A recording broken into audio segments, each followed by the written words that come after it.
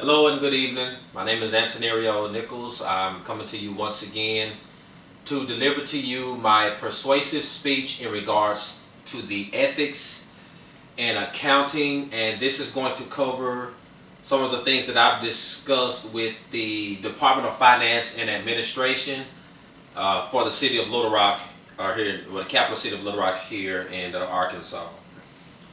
And the main thing that I want to address is some of the social issues that we have with the ethics in accounting, controllers, bookkeeping, finance, anything that in the business sector that deals with the finances and the viability of an organization. I'm very passionate about this simply because finance, accounting, the system of checks and balances is very important because it lets us know about the viability of a company.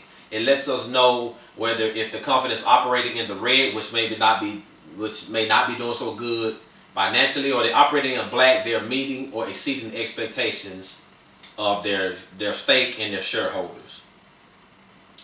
And I want to just ask you, in each and every last one of you, there's one question. Do you want to work the rest of your life, or do you want to put so much in credits, so to speak, and knowing that in the long term that you'll be able to get some of that back? My number one motive that I want to give to you all for listening is that I want to make sure that you're watching your money. It's very important that whenever we are dealing with people that are in control of finances, or that are in control of how money is being allocated, whether it's going to shareholders' equity or accumulated depreciation, or if it's going to payroll, which is one of the biggest expenses of any organization. Those things need to make sure that those particular parts of finance need to make sure that they are being reported on correctly. Because one of the last things that you or I would like to do is to know that we are spending our money with an organization, investing our money in an organization, and then come to find out later on that the money that we've been putting in and the money that we are expecting to get out is no longer there, or it has been diminished drastically because an organization has failed to properly and ethically report their financial status. This can be done in several different ways. Sometimes companies can overinflate.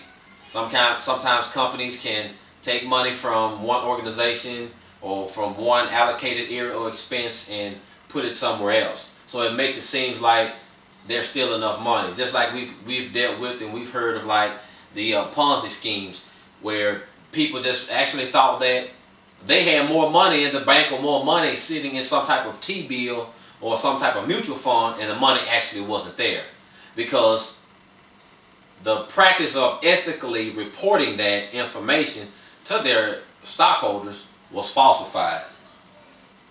And I want to go to one point, is that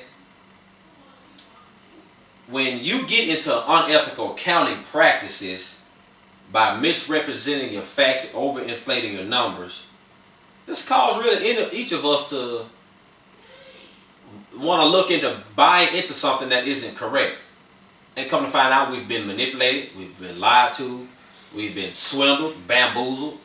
And one of the things that we want to make sure that we are focusing on is that those practices are being held to a high standard, especially when we get to looking at commerce, we're looking at finance, which really helps this economy, helps national and this local and even a global economy to be able to prosper, to be able to look at getting more things, expanding.